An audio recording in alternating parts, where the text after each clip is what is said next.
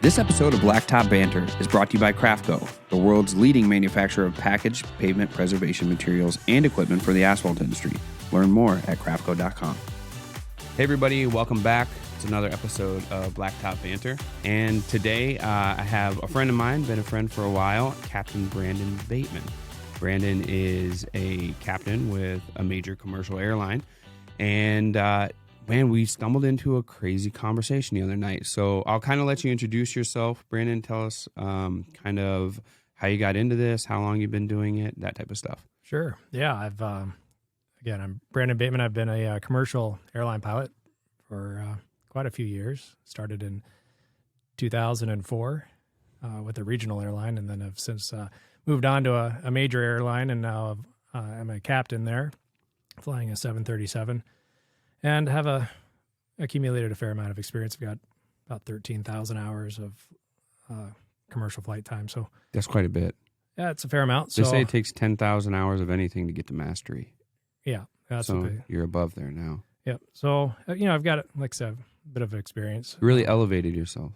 Yeah. Went to new heights. How many more puns? Yeah. Yeah, you can say I'm up there. Yeah, for sure.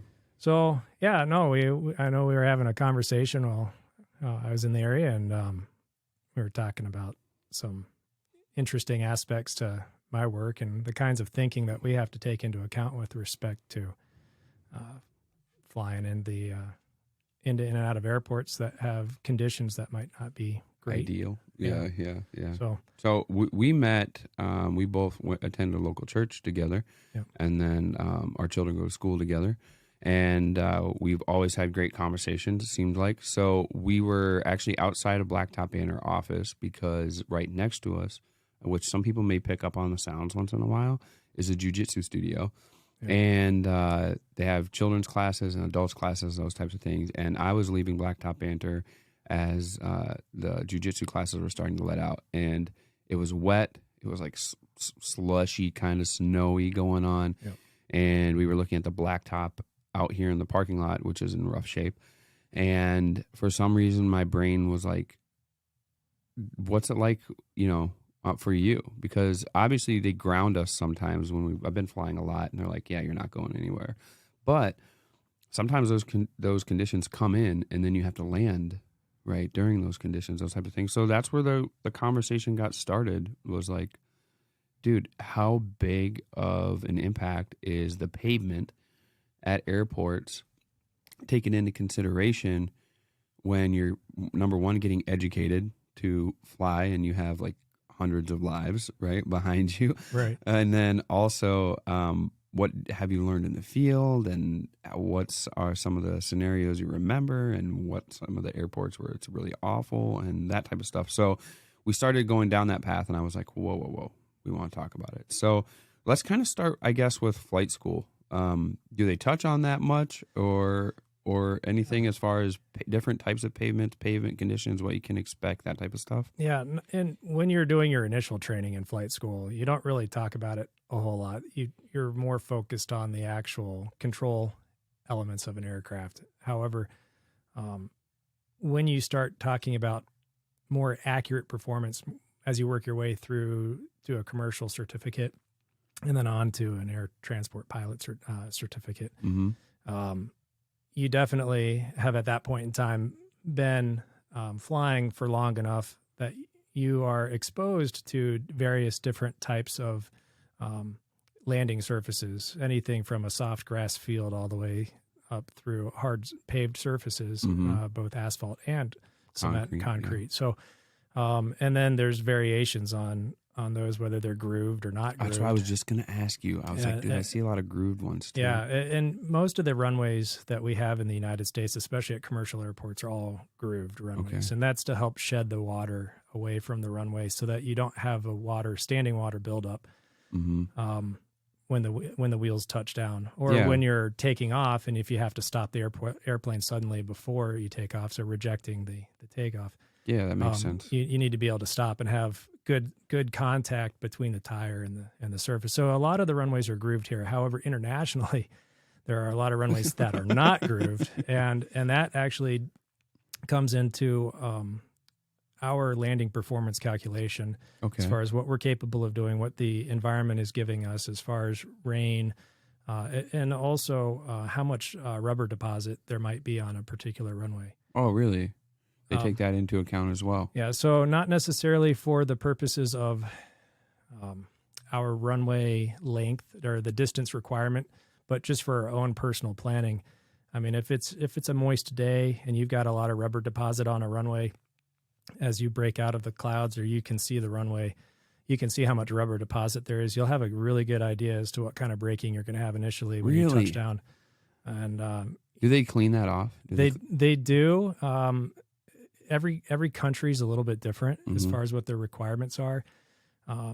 Outside of the United States, they have ICAO standards, ICAO, International Civil Aviation Organization. Their protocols are a little bit different, but still similar enough to what the FAA here in the United States requires. And that is anytime you've got an airport with an operation of 210 landings or more, every week they have to do a runway inspection. How do they clean it off? They use high pressure water. Really? Really hot water. So they have these trucks. Trucks. So it's basically it's a pressure wash that they do, and then they vacuum it all up. Dang. And it's not just the pavement, but also the lights. Because every time an airplane lands, you're going from roughly 140 to 175 miles an hour at touchdown. Obviously, we fly and everything's in knots for us, but I converted it for you. So, you're doing roughly 150 to 160 miles an hour when you touch down. And so your wheels aren't moving. Yeah. They're not rotating. They go from 0 to 160 like that instantaneously. And so every time a tire touches down, it's dropping about 1.5 pounds of rubber on the runway.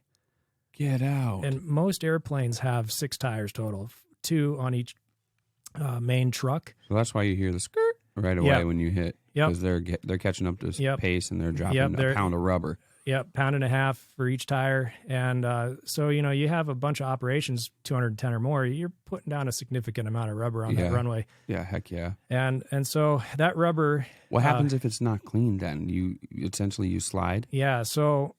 what happens is you will have a greater chance of sliding, yes. So you'll hydroplane much more easily if there's any moisture in the air.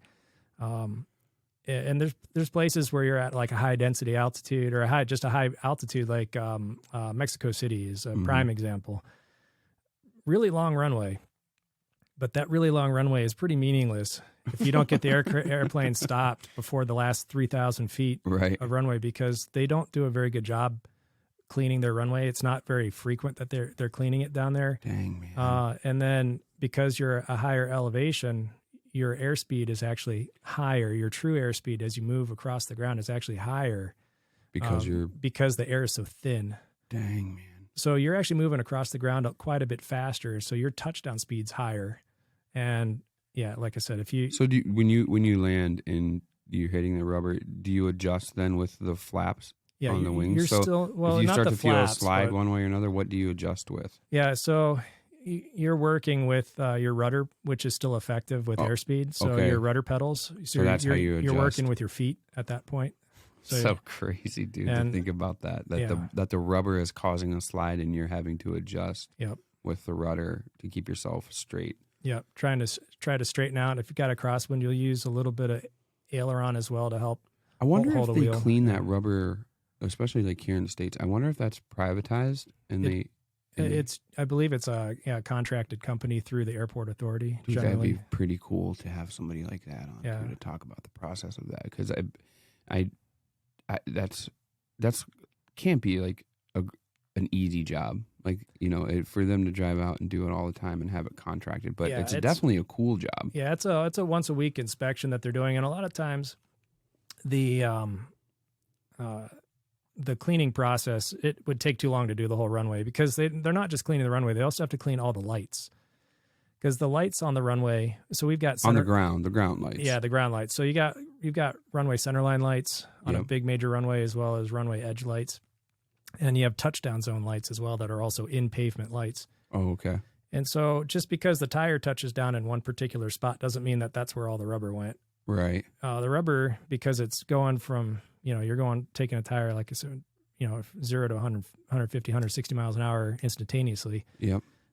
What's happening is that a lot of that rubber is also atomizing, popping into the air, and then settling down on the lights. And the lights. And so the lights are actually getting coated as well. And the lights are really critical for us. If we can't see the lights, coming down, it's like flying into a black hole. I was going to say, you can't even see where your landing zone is, where the edges are. Yeah, and we use our peripheral vision below to help judge our rate of closure with the runway. And if the lights aren't adequate coming in at night or in a low visibility situation, you may not even have a chance to make the landing if it's a low vis situation. But when you come into land, the landing performance, how you touch down, is impacted as well.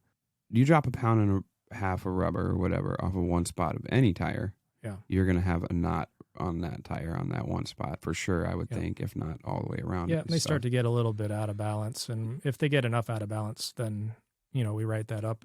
Yeah. And then they usually have to do a tire change then. It's important to feel safe on an airplane. Yeah. For no matter what seat you're sitting in. Right, exactly. I won't take an aircraft into the air if I don't think it's safe. For sure. Yeah. Now that spring is here, it won't be long before we're back out in the field. And a key part of being successful this year is making sure we have the products we know and trust to get the job done right each and every time. That's why we use Crafco for all of our crack and joint sealant needs. Crafco products are safe, easy to use, and consistent in their quality and performance, so we spend less time troubleshooting and more time building jobs.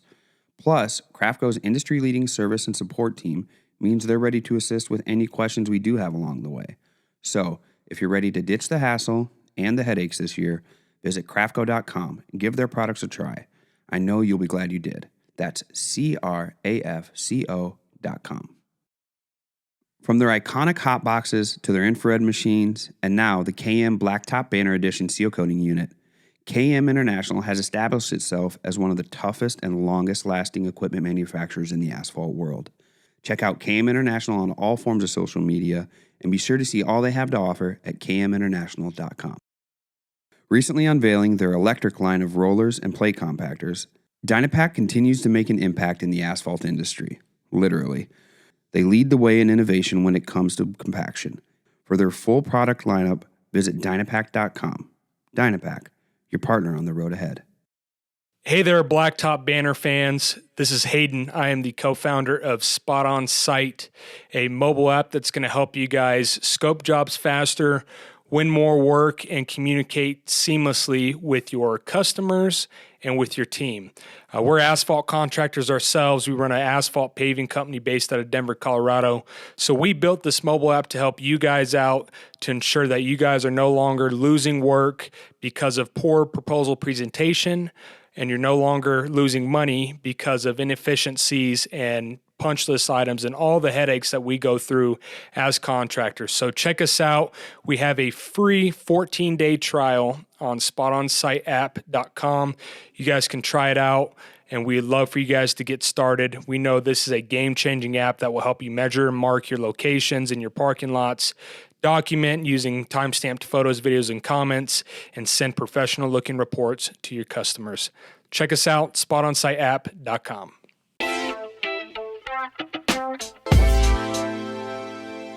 When we flew out recently, we were coated in antifreeze, right? Like the de-icer. De-icing fluid, sure. Yeah, and for some reason I didn't realize like how thick that stuff is. Yeah. Even when we were in the air for 20 to 25 minutes, I could still see it like, trickling back, right? And I'm like, man, this stuff is in the crevices, in the groove. Like, it gets everywhere. Yeah, it is seeped in there. But so there's two different types of solution that we use. One's pink, I've noticed before. So one's green. Yeah, so the pink that's a type 1 that they use to remove any contaminant. So like your frost or snow, whatever ice is built up on the aircraft, they'll use that and it's like a heated hot water bath basically, but it's quite a bit. Yeah, it's a heated solution. It's a 50-50 generally glycol hot water mix. Yep.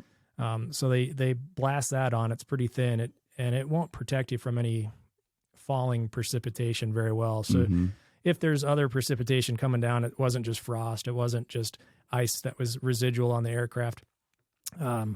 they'll have to do an additional treatment of what we call a type 4 solution. That's it looks like a green slime. Dude, it's thick. It's thick it does. slime. It looks it's like 100% from the glycol. Ghostbusters when Slimer's like going everywhere. Dude, it looks just like it. Yep. Yeah. It looks like, Slimer's been there, right? So, that green slime is 100% glycol solution. It's designed to trap contaminants. So snowfall, anything that's coming down, it's designed to trap it. Yep. Whatever the type of precipitation it is determines how long that solution will be good for, because eventually that'll start to freeze as well. But for the most part, it's good for an hour to 2 hours sitting on a wing for most precipitation types. And then as you take off, it's designed at about 80 knots, so roughly about 92 or so miles an hour. It's designed to start shedding off the wing and just peel back, but it does get into everything. So you'll see residual elements of that solution trickling back over the course of a good portion of a decent flight. Before we get into like weather conditions and whatnot on pavement, that green, I noticed it on an American airline flight. Forgive me for not knowing exactly what type of plane or whatever it was, but it was thick, right? And are they like whatever the like buoys or cylinders, whatever that are under the wings? I don't know if the flap fairings in the back. They're on the back of the wing. They kind of look like triangles, I guess, coming out the back. I'm sure they're under there the whole thing. Those are generally flap fairings. But there was a spot there where the green slime, like the wind wasn't pulling it off there. Like somehow over the aerodynamics, it was safe right there. And that spot stayed the whole entire flight. And you could just see it kind of move a little bit. Right. But everything else around it was just shedding everywhere. And I was like, dude, that's totally cool that in this one spot, even though we're going this fast, it's not pulling that off. Yeah, that's because it's outside of the slipstream of the wing. So you got the laminar flow of air over top of the surface of the wing, and it creates like a barrier. It's kind of like when you see people with they've got the those little propellers on the back of their car or whatever, like shoved in their hitch, the trailer hitch. Or, yeah. And they're driving, whatever, 40, 50, 60 miles an hour, and it's just barely spinning. Yeah, it's barely moving. It's out of that slipstream. It's not really getting hit by any airflow. Yeah. I was like, man, if we had like a 50-cent piece or something and sat it on there, I just would want to see like how long it would ride, right? We'll see. I'm not sure that'll never happen, but that was where my brain went. But the big thing that we were talking about was weather conditions and how those affect different types of pavements and things as well. And what's crazy is we had this conversation. We had planned doing this podcast coming up, and maybe it's just me. Maybe it's just my mind made me feel like this happened. But I was landing in L.A. It was cold and wet and everything, and we got near the end, and I swear I could feel almost felt like black ice. Like the plane went like that a little bit, like it shifted to the right a little bit, was corrected real quick. And I'm like, there's no way that was just wet ice pavement made that happen. Yeah. What do you think? Is that possible for that to happen? I mean, Los Angeles, that happen? I mean, it does. In it Los snowed Angeles, while I was in LA. Yeah. So I was like, ugh. It's possible. We definitely, you can get some puddling or something. Asymmetric movement sometimes. Basically what happens is you've got a whole bunch of anti-skid systems watching the tire rotation, and when you're braking, or if the airplane is automatically braking for you, if there is a tire or two that aren't rotating at the same speed, then the aircraft will apply it does. its own differential braking in order. It'll adjust brake pressures in order to counteract that. Okay. So we have systems on board our aircraft that'll help solve or correct some of those initial problems. How big of an issue is it? Like, obviously, people when they're getting ready to fly and they're like, "Yeah, your flight's going to go," and it's like downpour, raining, and everything else. How big of an effect is that truly on the flight? Yeah, I mean, decision it's something to and watch. Going forward, like, the actions and considerations. You talked about that a little bit beforehand. Right. Like, can you talk about some of those? Sure. Yeah, I mean, we we are constantly watching the weather because that's what we live in, is what we work in, is in and around. Same. Our industry is the same yeah, way. Exactly. Yeah. I mean, you guys, if it's raining outside, you're probably not doing much in the way of. And we want to laying down know the day before. That's right. That's right. Yeah. So you need to know what's going on, and you're not going to be doing some work if it's going to be wet. For us, obviously, we can fly when it's wet, but there are certain situations where we don't want to be flying into, which would be thunderstorms, where you could have microbursts and other associated conditions that are not conducive to a safe operation. So like hail, and you don't want to be flying around lightning and all that kind of stuff. So there are things that we do to try to actively avoid that. So if, we're watching the weather and we see a massive line of weather coming through an airport that we're supposed to go to, we're looking at the forecast. We're looking at how long the flight's going to be. We're looking at, is there an alternative routing to get around that weather that's maybe not as direct? So the flight may take a little bit longer in order to avoid the weather. And then we're also looking at possible alternates, just in case the weather forecast doesn't hold up and the line of weather stalls out, and instead of a cold front, it becomes a stationary front, and the line of weather just keeps pumping through. We need to have an alternative place to go. So we carry extra fuel and have a planned alternative course of action. And sometimes we carry 2 alternates just in case. Yeah, you never know. Because you never know. And then you start running into weight problems on an aircraft because you're carrying so much extra fuel. Right. But we do look at the weather. We look at that kind of stuff. We also take into account, like I kind of alluded to earlier, what kind of conditions we're going to have when we're touching down. Is the weather going to have already passed? Is it actively raining, or is it going to be raining when we get there? And if it is, when we break out, what kind of condition is the runway in? Are the markings on the runway obscured by rubber deposit? And that's where that rubber deposit comes back in, because if you touch down on that, you could get some initial hydroplaning going on because you don't have that water draining away as quickly, and your tires are touching down on a really slick surface. Yeah. And likewise, if you don't stop the aircraft quickly enough, you may get into the rubber deposit at the other end of the runway, and it may make it harder for you to slow down or stop on the runway before you slide off. And obviously you don't want to do that. Yeah, for sure. So what are give me what is your favorite airport to land at? Pavement condition wise? I don't know. I mean, that's hard to say. Which one you're like, man, it's a breeze every time, and it's nice when you land. You're like, I don't even have to worry too much about it. Well, I can't nail it down to just one. What about particular. a bad one? I mean, there are a bunch of bad ones. Generally, Mexico City is my least favorite. Okay. At Chicago O'Hare, the runways are actually fine, but it's the taxiways. The taxiways at O'Hare are ridiculously awful. I mean, anybody who's been on an aircraft taxiing around, going from the terminal to the runway has felt the rather bumpy situation that they have there. Yeah. And they're used to it by then, especially if they drove in, because the roads are exactly the same awful. All the way in Illinois. Yeah. So. And unfortunately in Chicago, most people are actually connecting, so they don't realize how horrible the road condition is That's true. in the Chicago area. However, the taxiway situation there is, it's ridiculously poor. It's commented upon by pretty much every person I operate with. So yeah, that it's rough. Yeah. And it's just, it's almost shockingly bad. Yeah, man, it's nuts. So you had some statistics and stuff for us that you were gonna kind of shed some light on some different things for us. You want to share some of those with us? Yeah, I had pulled up at, in Chicago, they're doing a massive runway and airport reconfiguration. So based upon the difference, what the airport layout looks like today versus what it looked like when I first started back in 2004, the runway configuration in Chicago is drastically different. They have shut down several runways, created a whole bunch of east-west parallel runways. And in doing so, they've had to just have a whole bunch of construction. You can watch the whole process go as they move along.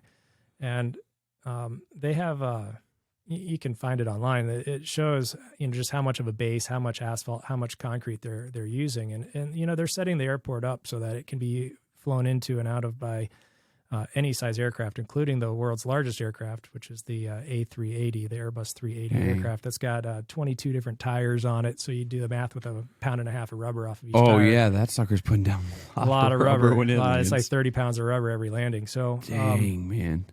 So I imagine they plan around that plane. Yeah, they do. So the size of the taxiways, the distance, the separation of taxiways, who can taxi what airplane around when that airplane is on property. Dang, dude. It creates an operational issue for a lot of airports. Yeah, so, logistics wise. Yeah. So at Chicago, their runway configuration is set up, or not configuration, but how they are building the runway base up. It's 12 inches of material, like your breaker run. Let's say your base material, right? So you got like 12 inches of like a limestone base, and then another 12 inches of asphalt on top of that. Yep. And that's the base material. So you got 24 inches of base before they even start the cement.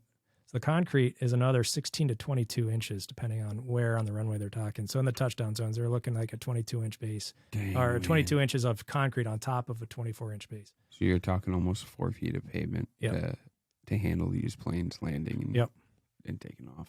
Man, that's crazy. That's a lot of pavement too. Yeah, and you consider that most all commercial runways are 150 feet wide. Yeah. Dude, that's a lot. That's a lot. It makes me think in regards of the contractors that do that type of work, which offhand I should know, and I should have friends where I should know who the heck that is and what they're going on. But dude, it cannot be an easy undertaking, because here's the thing. You have to make sure that that's uniform all the way across, right? So your compaction ratings have to be uniform all the way across. Your depths and levels, of course, have to be level all the way across. Same thing with your pavement. Therefore, you're going to want that compaction rating to be other. Otherwise, you're going to have a failure on one side or another. Yep. Also, your tiling and under draining and everything has to be done just right, because if one part of that fails, you're done. You have to go back. You're redoing the whole entire thing, man. Yep. Yeah, and then on top of that, because you have in-pavement lighting, you got wires, you got all sorts of stuff running in there. So, and the centerline lights, they're separated by 50 feet. So every 50 feet, you got a centerline light going down the entire length of the runway. Those things are moving fast though when you're landing. Yeah. We call them turtles when. So when we're taking off or you land, you hear the thun, thun, thun, thun, thun. Yeah, I like the I'm like turtles. Yeah, like, oh, that's a lot of dead turtles now. Which is kind of a joke, but that's kind of nuts when I think about the pavement, like how it's getting redone and stuff there, and how specific that job has to be. Whoever the contractor is, more than likely is doing very well. Oh, yeah. Right? If you're the guy, they're like, yeah, you get these guys to do it because they did this one and that one or whatever, and they know what they're doing. Yep. Yeah. That would make your life more than likely. You do one job, you do a good job with that. You get a referral or a recommendation. Yeah. You put that on your resume that our company or business has done this, then you're going to do pretty well, because it's the same businesses get repeat business then. Yeah. And there's advisory circulars out there that talk about, what elements are involved, like depending on the type of airport and what the needs are of that airport. They're grooved if they groove them, they're grooved longitudinally, right? Laterally across the runway. Okay, so they're trying to get it to shed to the side. They have a crown pavement, and they're trying to get it to shed to the side. Okay. Yep. And we have, when you look at the runway distribution across the country, 85% of our runways are actually asphalt runways. Yeah. So, when you look at a big commercial airport that's handling heavier aircraft, generally they go with cement on top for the base course or for the top coat. But the base is going to be asphalt, because that helps stabilize the cement. Yeah. And protect it from cracking, which is more devastating. And with all that work and all that cement and everything, you don't want to replace that sooner than later. Right. Yeah. You got to keep it in good shape. Keep it there. I wonder lifespan of some of these pavements at some of these airports, man. Yeah. Some of them, I'm sure, depending on where they're at, what the base was, what kind of traffic was on them, and everything else, how long they lasted. But you don't want to be replacing runways. No, it's expensive. It takes a long time. You'll have an airport that, when they have a planned runway replacement, they just did one in Dallas Fort Worth not too terribly long ago. And, that runway was out for, it was like 9 months. as they have to like redo everything, they tear it all up and they come back in, relay everything, and nightmare. And yeah, I mean it's interesting. But I was going to point out to you because I just kind of mentioned the you've got both asphalt and concrete runways. There actually is a difference that you can definitely tell when you're landing on a dark surface. So if you're landing on an asphalt runway, nice dark surface, it actually impacts the landing a little bit too. Yeah, especially on slow you down faster. It will, but it also on a hot day, you will sink through when you normally would flare, because you got hot air rising up, so that air density over top of that runway is a lot. The density is a lot higher, so it's like. It expands all the molecules out. So you're coming down, and you normally get a cushion of air that you, in ground effect, as we call it, as the aircraft comes down and settles in. And on a hot day, it's a lot less, huh? You mush right through it. And so when you do your flare, and you think you're going to get that, you're going to get a harder, firmer landing on an asphalt runway than you will on a concrete runway. Yeah, that's ironically right when it comes to asphalt. On a really, really, really hot day, it's similar like to your driveway, which we take care of. I should say that, right? I should probably put that out there. Like, we take care of your driveway too, Brandon. Yeah. And I appreciate it. Hey, no worries, my friend. Obviously, if the boys are out riding their bikes in early spring and they put their kickstands down, you usually don't see too much of a problem. Now, we hit August when it's 110 degrees and 90% humidity, and the boys put their kickstand out. You look over and their bike's laying on the ground. Yeah. The kickstand has went through the pavement, right? It's not only has the asphalt expanded because of the heat, but also because of the heat, it's caused the binding in the oils to kind of come apart a little bit too, right? Sure. So most assuredly, similar to when our friend Spencer Boyd or any of our other racing friends that are friends of the podcast, when they are taking one lap around the track and it's early and they're practicing or whatever. It's going to be a different situation. Right. Their tires aren't causing, those tires are lasting a lot longer than in the middle of the heat when they're out there and you're going by. Like, their tire literally looks like the road. Yeah. They've picked up so much of it because it's expanded and kind of pushed itself out and let go of the rock that it hits it. It's because everything's expanding and becoming soft. So it makes total sense that not only is the air warm, and that's created less of a cushion, but then that pavement above it, that air is even hotter, right? So then you have less of a cushion to where you're going to come down to a rough landing. Come down firmer on a surface that's a little softer. On a surface that's a little softer. Yeah, so it makes it like glue, I'm sure. So I'm willing to bet you lose more rubber on those days than you do the days when it's like it is right now in mid-March. I wouldn't doubt that at all. Yep. Man. Wow. Well, Brandon, I really appreciate you joining us, man, and shedding some light on this. This is a conversation that I just never expected to have, or never expected that we would be able to go in depth on when it comes to it. But, dude, it's totally, totally cool. Like, you take a lot of it into consideration. Like, people, like, there's a lot going into it. Like, this guy doesn't just learn to fly and was like, hey, it's gravy from here on out. Right. Like, there's a lot more going into it than what you think. Yeah, well, that's true, I think, with a lot of professions. Yeah, that's true. That's true. I'm sure dentists just don't pull teeth like they used to, although they used to be barbers at the same time. They used to be dentists and barbers with the same person. So, cool. All right, my friend. Well, I really, really appreciate you joining us. Yeah. It was fantastic. Very, very insightful conversation when it comes to that. So, for myself and for Brandon Bateman, Captain Brandon Bateman, this is Blacktop Banter, where we speak asphalt. Peace.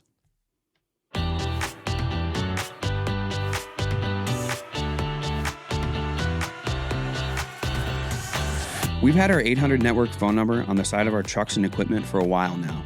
And having branding power over your competition makes it easy for people to remember. And all the calls go directly to you.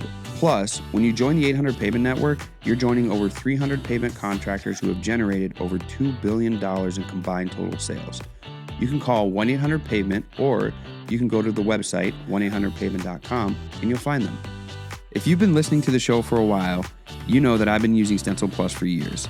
They have everything I need for line striping jobs, from multi-piece stencils, stencils with different thicknesses, stencils for the big box stores, custom stencils, and they have free shipping on all orders within the U.S. Plus, for a limited time, Friends of this podcast can save an additional 10% on all orders at Stencil Plus. Just use code BB10. That's BB10, as in Blacktop Banter, at stencilplus.com. From spray tips, pour pots, street brooms and handles, flagging tape, chalk lines, and more, Liberty Supply is a one-stop shop for all your asphalt tool and equipment supply needs. Visit their website at libertysupply.biz or call 800-397-9907 and tell them Marvin sent you.